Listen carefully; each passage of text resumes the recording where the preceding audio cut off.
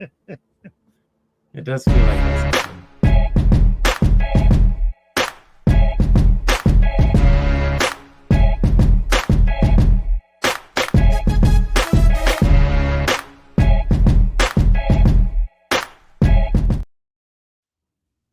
What's good? What's good? Yo. What's good? All right, so first and foremost, man, I think we're going to try to normalize this only because I think that it shows to the audience that this is behavior that should be normalized. And so I'm going first. I'm checking in with y'all on y'all's health. How's everything going? Because I feel like as men, we need to be able to have these types of conversations about health challenges, and the things that we're doing to make sure that we stand around for our family. And so, G, starting with you, man, how your health? I'm feeling all right these days. This last week, I was away for most of the week at a conference in San Diego, and then I did some school visits in Las Vegas, and I got a lot of steps in, so that felt good, but I didn't sleep well, and so I'm feeling the weight of like time zone, jet lag, poor sleep for like 5 straight days. So, but besides that, I'm doing all right. I'm gonna catch up on my sleep this weekend. Yeah, that's what you're not gonna catch up on your sleep this You're weekend. not gonna catch up this weekend. Yo, I gotta got 2 kids. I gotta at least speak that into existence. You got babies at home. That ain't happening. Babies, bro. You sleep when they sleep, and so unless they sleep in 8 hours, you're not sleeping 8 hours, bro. You're right. But you know what's been helpful for me, now that you bring that up, what's been extremely helpful for me is my Aura ring. And so like anytime like wifey's like, yo, how'd you sleep? I never answer based off of like how my body feels. I go to the Aura ring and be like, yo, tell me how I slept. Yeah. Steve, what's up with you, man? How your health? I'm good. Listen, I got Whoop. I'm Whoop. I don't rock with the Aura. But I'm in the green today, so that's good. That's feeling good. My recovery's good. I had a tough March with some health issues, but those are behind me now. And so feeling good. I'm back at the gym. I'm feeling good at it now. So things are on the right trajectory, heading in the right direction. Doing all the tests I need to do, all that good stuff. Yeah, love that. And so as far as me, I'm doing well. I know like when I'm having mental health challenges. So like if I had a hard day or something like that, and I wake up and I'm not feeling myself, like I'm able to name like, man, I'm having a tough day today. And I think that a lot of us like fear naming those types of things, but in reality, the only way that we get better is by naming it and like talking through it.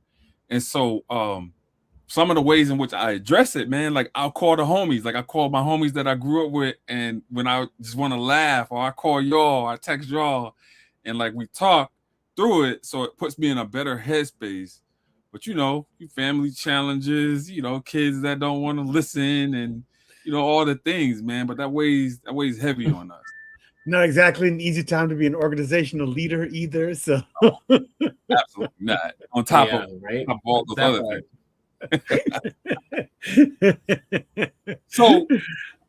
So we got the health part out of the way. All right, man. Knicks, talk to me, man. We got tomorrow night, big night, game 1. We got the Hawks. The Hawks are surging. They may have the actual best record in the NBA post the All-Star break. Yeah. And I think that this is going to be a hard series. What do you guys think? Listen, I'm looking all the way to the end. I'm thinking we're gonna get past Atlanta, and then Boston, and then Detroit, and then either OKC or the Spurs or whoever comes out of the West, and we're gonna win the first NBA championship in 50 years, and nobody's gonna ever be able to hear the end of it because it was such a hard road. So I'm excited. I'm glad that they given us such a journey to make our way through, because all we'll ever need is one ring, and I'll be good. One mic. One mic. Gee, I'm going the complete opposite direction of you right now. And that's because it has been a hard year for me as a sports fan. I was super up on my Buffalo Bills, and they had a depressing loss in the playoffs. I got super excited about St. John's. They went far. I thought they were going to beat Duke, and they lost to Duke in the last, like in a horrible, horrible way. I was super excited about my Mets in the start of this year, and they are playing like trash right now. And so I've decided that I'm going to just walk into this playoffs like thinking doom and gloom that we're going to get swept, and then just be happy if something positive happens. Yo, the craziest part about being a Mets fan is like the McDonald's ads when it's like they lose, you win. Yeah. So I've decided that I'm the ultimate jinx, and so if I just am down on them, and be like, it's not going to happen, then something good will happen. So I'm trying to just stay down on it. So I think the benefits of going in this year during the playoffs is a couple things, right? So first, we are not as tired, right? Like there's been a lot of rest that's been given. The last game, which I went to against Charlotte, our Iron Man, Miguel, what is his name? Bridges. He goes in for 1 second and then comes out, and I gotta sit through a whole game of our reserves playing against the Hornets. It was the worst experience ever, but there was food. Oh, you paid for those seats. That's all I gotta tell you. Listen, I take the positives out of it. But what I will say is we come in well rested, right? Yeah. So we come in well rested, injury free. I'm also looking for the opportunities for our two bigs to play together. I think that we got the best rebounding, offensive rebounding big in the league. And I just want to see Cat not be Cat. I want to see playoff Cat, right? If that person exists, I want him to come out, and I want to see playoff Cat. You're gonna have to show up to games with like all the accoutrements of his Dominicanness, like with Aguero, playing Aguero and Marat. You're gonna have to like let him feel his ancestors. He needs to feel his ancestors like pushing him forward. That's what it is. Because usually he's just like doo, doo, doo, doo. I got game 1 tickets. Oh wow, you did? I'm trying to sell them though at 6 o'clock.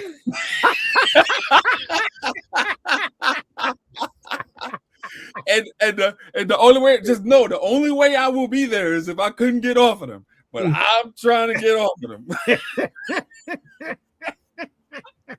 Very intentional about the price point, the seating area, and all the things. So if I got to treat myself, I will. But I don't want to. Yeah. So G, look out for that text. You still won't get no sleep. You won't get no sleep though. If I can't get off, no sleep. We're going to game 1 and snacks is on you. G out here praying that you can't sell them right now. He's like, I know, right? All right. So the segue is in. This is the season for colleges, man. We all are college graduates. We all are raising our children to possibly go to college and complete college. Not that is the only way, but that is one of the best ways in terms of in terms of longevity and doing the things that they need to do. And so, Steve, I want to hear from like both of you, right? Like, gee, high school is complete. You got the CFO, and you about to be pumping them out. Like, what kind of things are you seeing, and what kind of conversations are you having with your young people with regards to colleges that they may want to go to, etc. And then, Steve, I want you to jump in and talk about college affordability and like having those tough conversations with parents. Like, because it's especially important now that we're selecting these schools because these kids may have these dream schools, but these parents may not have these dream budgets. And so just the reality of it. So G, we'll start with you. Yeah, man. Well, it's exciting to hear all of the energy around college admissions, and there's also some anxiety around what schools and what types of environments students want to be in, whether they want to stay local just because that's what they know, or whether they want to branch out to do something totally different. Both of those things come with different trade-offs, and we're trying to help them navigate that. But, one of the things that I've been seeing that's really hard is, our school's been around long enough that, even though our own high school students haven't applied to college yet, we have other alumni who have applied to schools, and the acceptance rates to some of these programs are just like single digits, and like an entire cohort of students who are all applying, like nobody knows anybody who got in, and that can be really disheartening, and it shakes a student's kind of core about who they are, like what they think their value is to the broader world. And so trying to manage the emotional part of college admissions as well as the pragmatic part is something that I've been thinking a lot about these days. Yeah, I love that, bro. Thanks for adding that. And so, Steve, jump in here, man, because your piece is equally as important.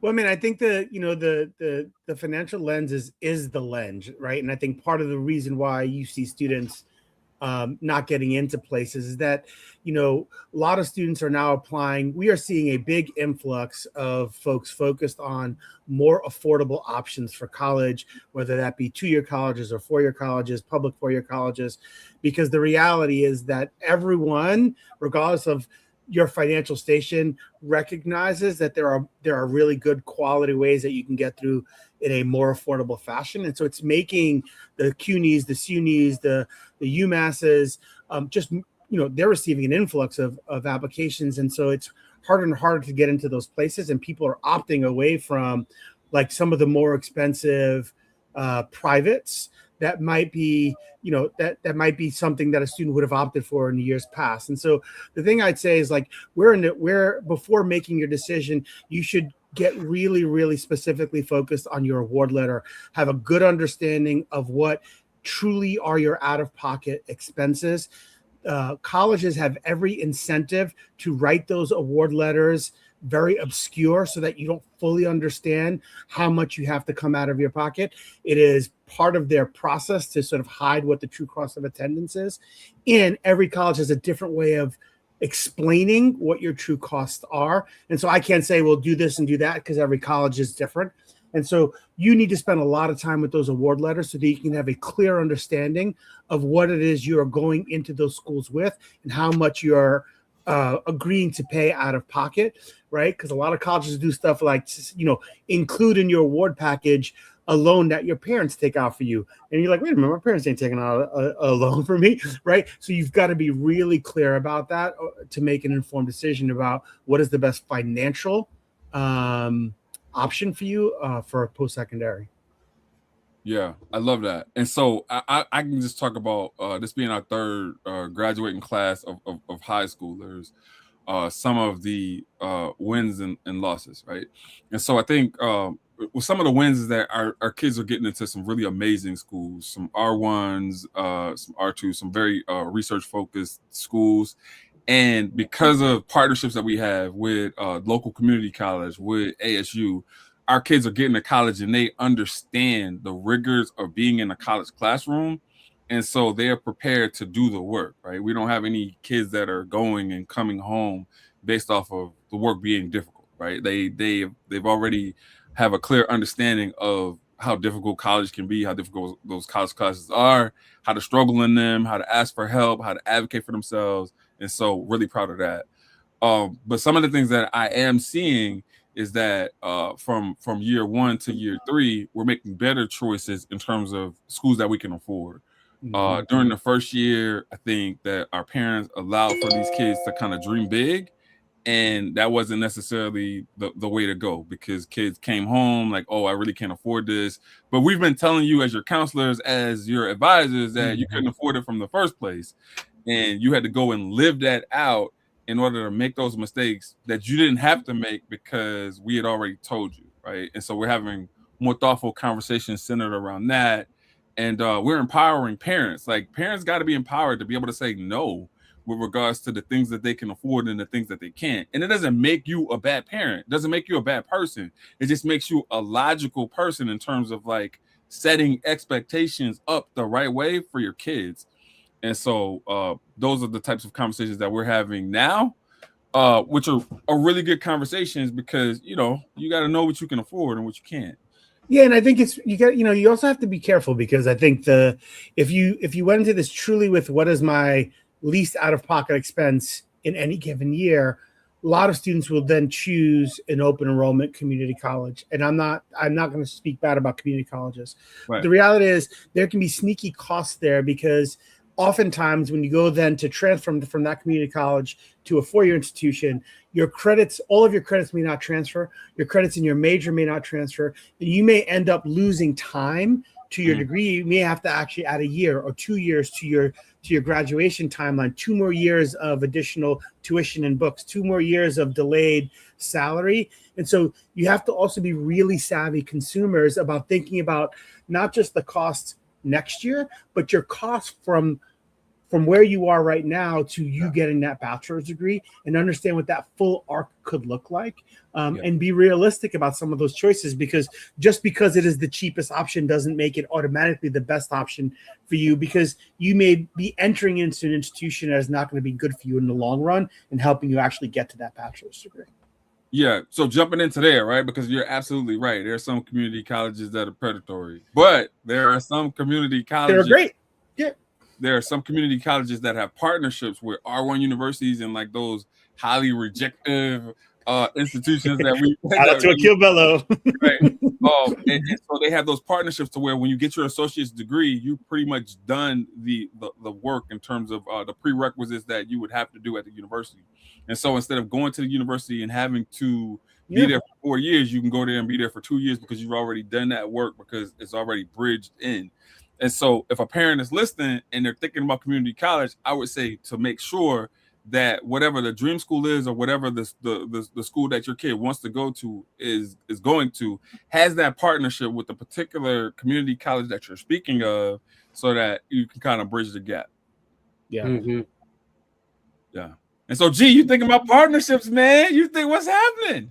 Yeah, man. I mean, we've been thinking a lot about what are all the different strategic on-ramps that we can use to, like, to your point, to get students that foundational experience about what the level is going to be expected of them at the college level, and starting to pilot some dual enrollment programs to get kids those real at-bats with transferable credits that they can actually use for their next step. And so kind of starting small, trying to think about what worked within our budget, and also with some of the other advising and sort of wraparound supports that we're looking to implement next year. But I think we're gonna be able to give kids a really important leg up and opportunity that'll be significantly different than their peers here, and hopefully lead to some better persistence rates as well.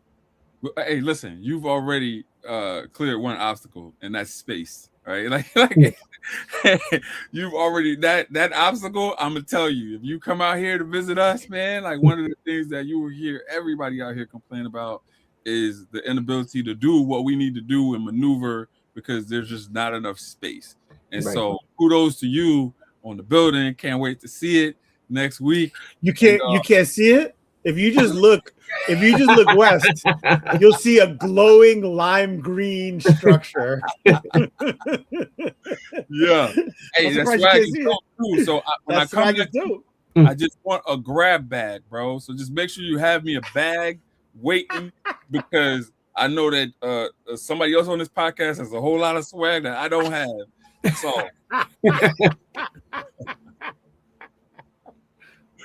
yeah, I will refer you to our swag store. So, but in thinking about what you're saying, though, G, so when we were exploring partnerships or whatever, right? Syracuse University had what looked to be a good partnership. Manhattanville College also has a good partnership. It was comparable in terms of cost. And then ASU. The reason why we love ASU is because it's an R1 university, and those credits are going to transfer. And so it just makes more sense for that. But again, partnerships matter in terms of what you're trying to do. And then another thing that we added back this year, which we kind of had to take out due to space or limited amounts of space, is we're having AP classes again this year. And that's going to be like a mainstay in terms of having AP Calc, because a lot of the highly rejectives, they want to see that AP Calc coursework done so that, you know, that we can ensure that our kids, once they get on campus, are going to be good. And you You know, can have you mix heard and of that match new oh sorry, go ahead, Steve. No, I'm saying you can mix and match. You know, I spent a lot of years in the dual enrollment AP space.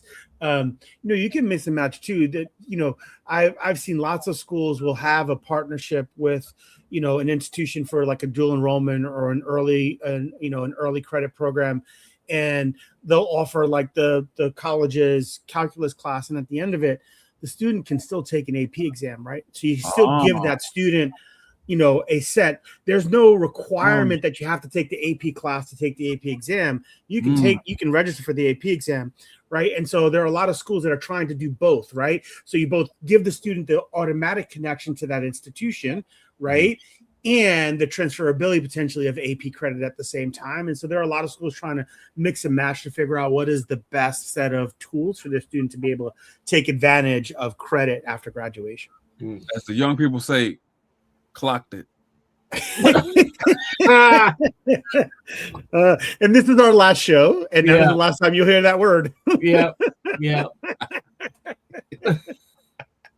Gee, you were saying?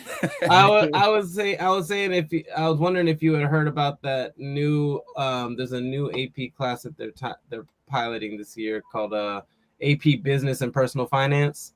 No, but that sounds amazing. Talk more about it.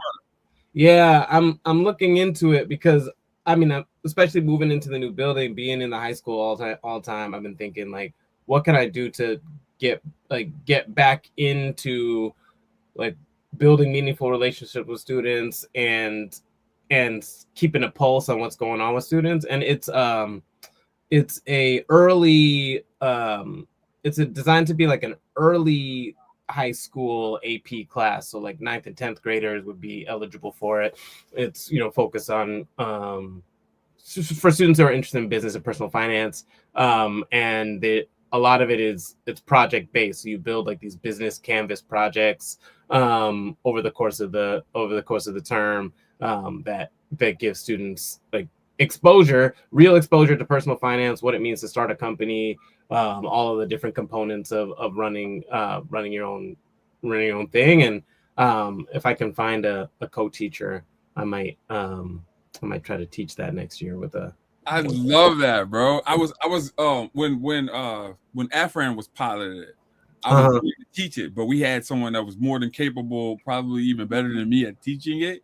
And so, but I just couldn't find the time. And so now, as you're saying this loudly, like I'm gonna push myself, because I would definitely co-teach Afran, in order to again have my hand on the pulse and like have those connections with students. Because like I think as school leaders we lose that. Oh yeah, for sure. So, you know, being the superintendent of schools, being the CEO of a school, it's like you're still the instructional leader for the most part, unless you have a managing director of schools in which you're having those conversations with. But those conversations are better conversations if you're tapped in as opposed to if you're not. Yeah, for sure.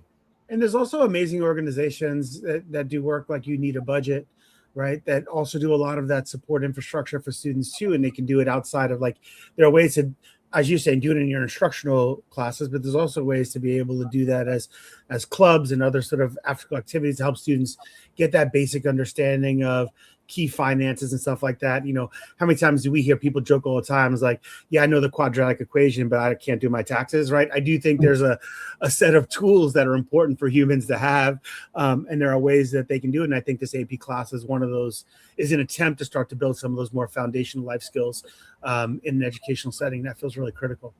Yeah. Man, you talking about taxes. Shout out Nick LaLota. Wait, who's that? These salt deductions, baby.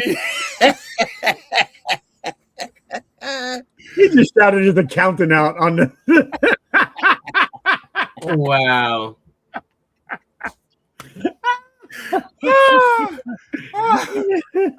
At least it wasn't like shout out TurboTax.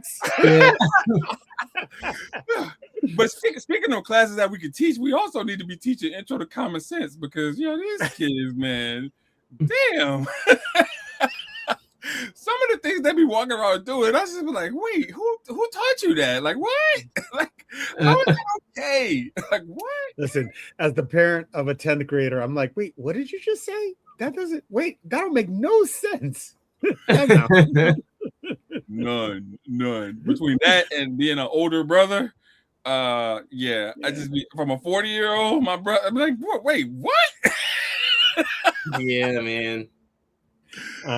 My oldest just got his 10th grade SAT scores back yesterday, and we were going through the process, and I recognized that I had to sit down and like talk to him about what a percentile was. And I was like, let's have this conversation. Yeah. And I'm like, how did I not teach you? You go to a pretty good high school. How do you not know what a percentile is? A pretty good high school, my ass. He goes to the high school. What are you talking about? This guy. I haven't met a college dropout from that high school, bro. I'm sure they exist. I mean, I'm sure they exist someplace. Yeah. But very few and far in between. Mm-hmm. He still got to put the work in, though. Yeah, of course. Yeah. So, what else is on y'all's radar? Man, I think I think for me, I'm sorry, go ahead, Jay. No, go for it. No, I was just gonna say, I think for me, the big thing I've been thinking a lot about, as you talking about the end of the school year. The other thing I want to remind folks of is we're gonna be celebrating our students pretty soon as they make their decisions about going off to college.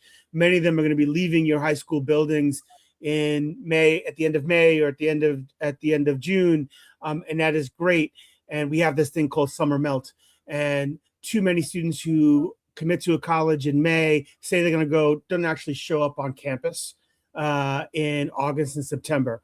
And so I'm imploring you all who work closely with your school counselor offices to ensure that your students don't melt during the summer, to make sure that they show up day one and to do the work you need to do even while the building is closed, to ensure that those students are actually able to matriculate to that institution that they commit to.